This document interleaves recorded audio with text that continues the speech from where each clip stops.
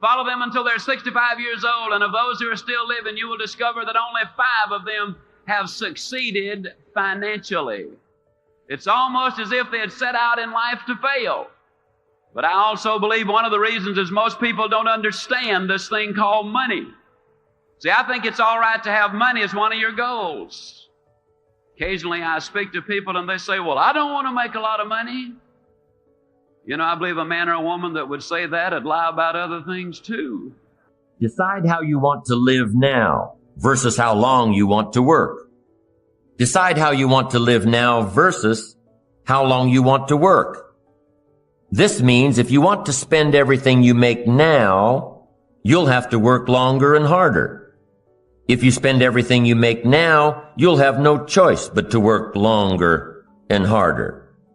But if you start investing in your financial future now, you'll have the choice between retiring early or traveling more or continuing your career or starting a new career later in life. Once again, it all comes down to choices. Think tomorrow today and live better tomorrow. Let me recommend a book for you to read. The title is The Richest Man in Babylon by George Clason.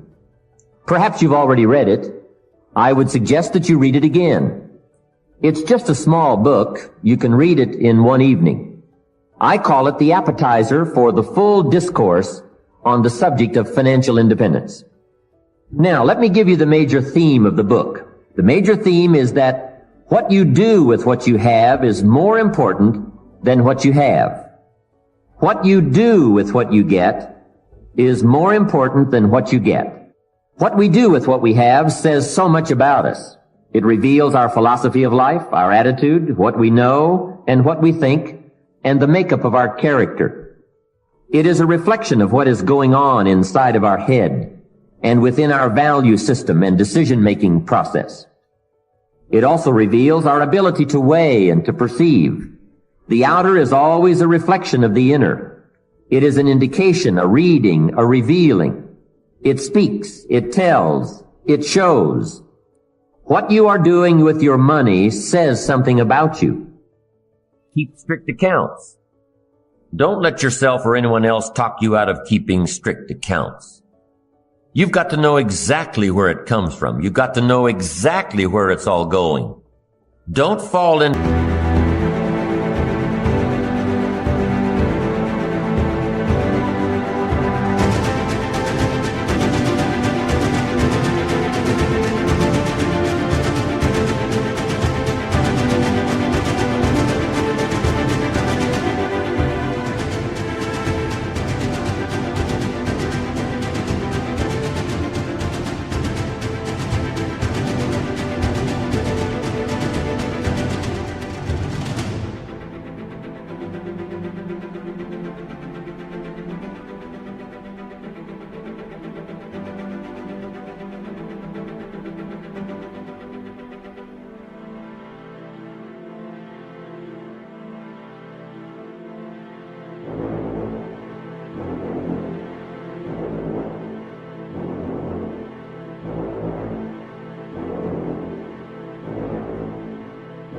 To the I don't know where it all goes trap.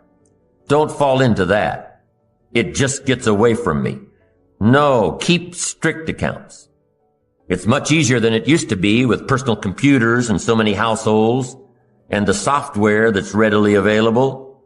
It's as easy as entering your deposits and checks and receipts, and the computer will tell you exactly where you stand.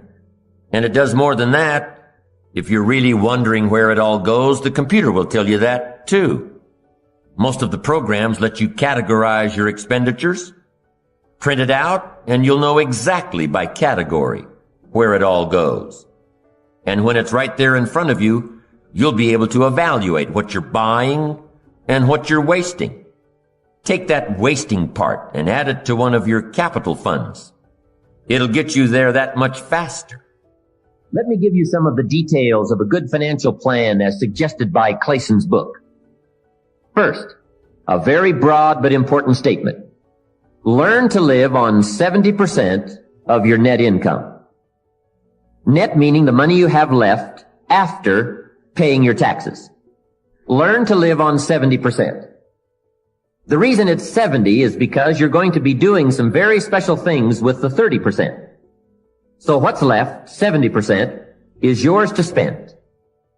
Now let's talk about the all-important subject of how you allocate the 30%. I remember one day saying to Mr. Schoaf, if I had more money, I would have a better plan. He said to me, Mr. Rohn, I would suggest that if you had a better plan, you would have more money. So it's not the amount that counts, it's the plan that counts. It's not what you allocate, it's how you allocate it. Here's the first part of the allocation process. Of the 30% you're not spending, 10% should go to charity, giving back part of what you have taken out to help those who cannot help themselves. I think that's a good percentage. Now, you can pick your own percentage. It's your life, and it's your plan. But giving your money to a church or to an institution is a good idea. More often than not, they can find the people who are in need. But whether you administer it yourself or give it to an institution to distribute, 10% should be given to charity. The time to start this is when the amounts are small. It's pretty easy to flip a dime out of a dollar. And it's a little more difficult to give away 100,000 out of 1,000,000. You say, oh, if I had 1,000,000, I'd give 100.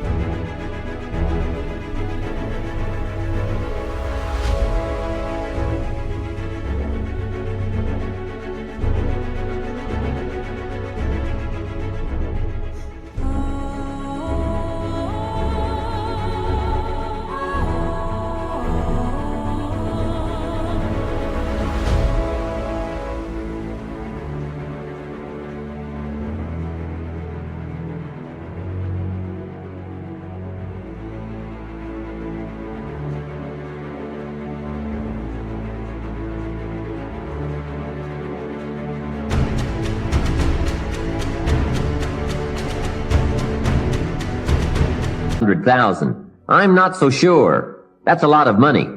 Best we start you early. How do you motivate yourself? One of the things that we must do is that we must be involved in working on achieving self-mastery. You must work on yourself continuously. Never be satisfied with yourself. Always know that as you invest the effort and time on you, that's the greatest ability that human beings have above animals. See, a dog can't be anything but a dog. Tree can't be anything but a tree. Human being, you've got unlimited potential. You can put effort on you, and by concentrating on you and developing you, you can transform your life wherever you are right now. So you want to work on yourself. You want to read books that inspire you and motivate you. You want to listen to tapes over and over and over again. And I suggest that you listen to tapes when you first get up in the morning. You want to control the spirit of your day. When you first wake up in the morning, your mind is operating at 10.5 wave cycles per second. That's when the subconscious mind is most impressionable. Whatever you hear in the first 20 minutes when you wake up, that will affect the spirit of your day. When you listen to tapes, listen with relaxed belief, believing that this can happen for you. And by listening to them, listen to them over and over and over again, and you will get a breakthrough. And as you continue to work on yourself, you will begin to expand your vision of yourself. You begin to work towards self-mastery. And you will begin to see it reflect itself in all the dimensions of your life, your mental life, your physical life, your social life, in your relationships, your monetary life. So concentrate on developing yourself. Because if you don't, I guarantee you that you will make a settlement. And most people have. In addition to working on yourself, and as you work on yourself, you feel good about yourself, and as you feel better about yourself, you treat yourself differently. Develop a health plan. See, you can't feel well and do well if you don't have good health. You can't perform if you don't have your health. Your health is valuable. Develop a health plan.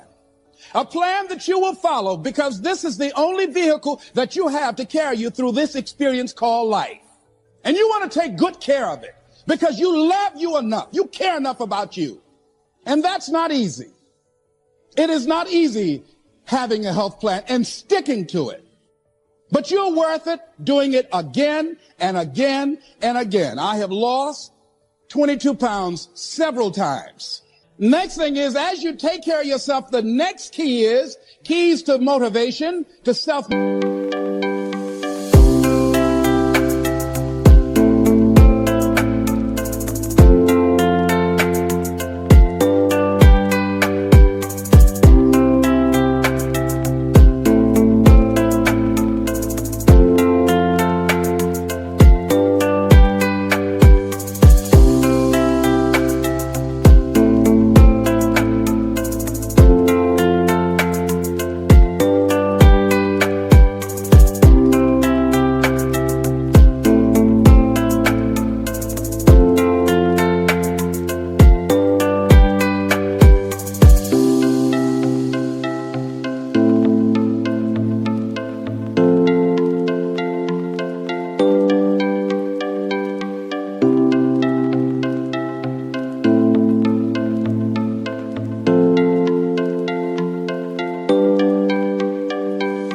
Motivation. You want to live life with energy and passion. You want to make a conscious effort to be lively. See, in life, you either saying hello or goodbye. You either on the way or in the way. Leave dead people alone. Some folks just walking around looking sad. How you doing, honey? Stay away from these people. Just go away from them. It affects you. You want to smile. You want to be happy. You got a lot to be thankful for. But you watch some of the faces around you every day. And I tell you, some of these faces, they will put you in a depressed state of mind. So you want to avoid these kind of faces. When you see them coming, turn your head. Next thing is that you want to monitor your inner conversations. The things that you say to yourself. You want to watch them. And in watching them, you want to take charge. You don't really need to read anything. Forget all that. That's that inner conversation. Oh, you don't need to worry about trying to go into your own business. Forget that. You can't do that. What if you lose everything you've got? That inner conversation that stops you from doing the things you want to do less, don't do that. Man, you know what I did? I just blew my 20s. I ended up spending all of my 30s fixing what I messed up in my 30s. I spent all of my 40s doing what I could have been doing in my 30s. Man, I had let too much time slip away. Time is very valuable, and it's very fragile. You've got to decide to do what you can right now.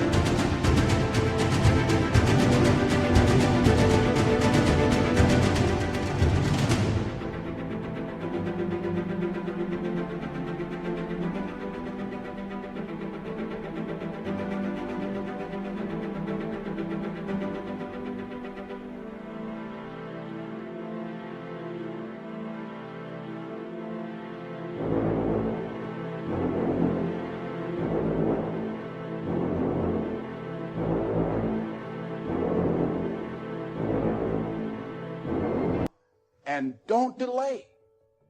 If you could get young people to get their foot on the gas pedal in their 20s, because right now they think going out is everything. Because, you know, like at this age, it's when somebody says, hey, we're going to go out to a club tonight. What? Are you kidding me? It don't make no sense to you now. But it takes a minute for them to understand that, man. It's sad. Do you know there are people who put more emphasis and more energy into a sporting event than they do on their dreams? So you want to begin.